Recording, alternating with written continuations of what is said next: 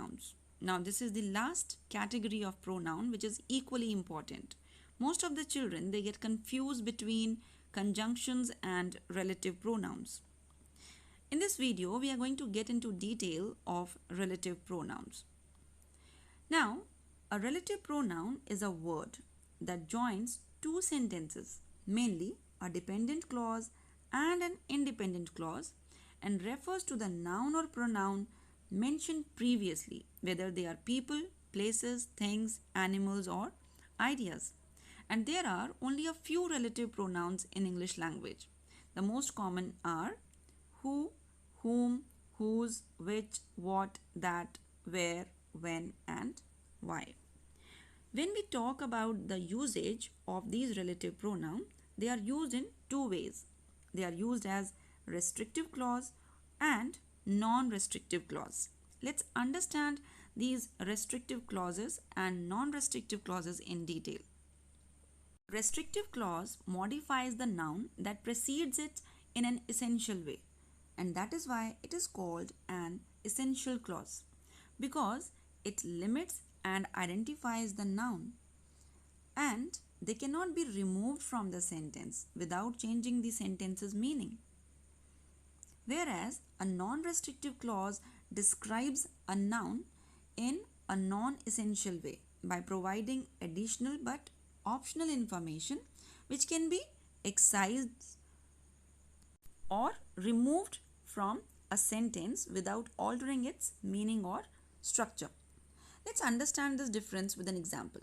When we say, the man who lives near my house is a doctor, the clause who lives near my house is a restrictive clause because it is providing essential information about the noun man. If we remove this clause, it would become the man is a doctor. So, meaning is not clear about which man we are talking here. So, we cannot remove this information. This is essential or restrictive information. So, it is a restrictive clause. But when we say Jane, who lives near my house, is a doctor, here the clause who lives near my house is providing additional or optional information. We can easily remove it from the sentence without altering the meaning. We can simply say Jane is a doctor. So this clause is a non-essential clause, or you can say a non-restrictive clause. Another important thing which we need to learn here is the usage of comma in restrictive and non-restrictive clauses. We don't use comma in a restrictive clause, but we do use comma for non-restrictive clauses. And commas in non-restrictive clause mark the removable part of the sentence. I hope you have understood restrictive and non-restrictive relative clauses.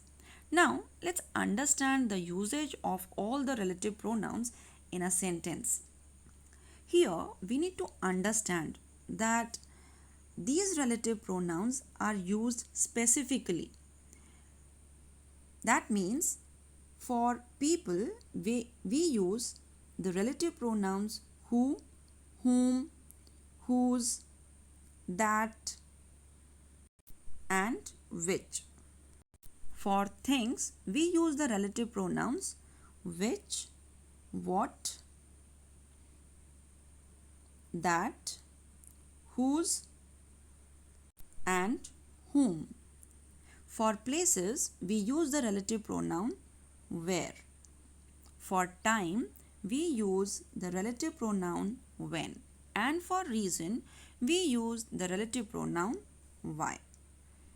Here, you can pause the video and read all these sentences to understand the usage of relative pronouns who, whom, which, whose, where, when, why, what, and that. Also try to identify whether these sentences have restrictive clause or a non-restrictive clause. So that's all for pronouns. Keep practicing and keep watching for better results.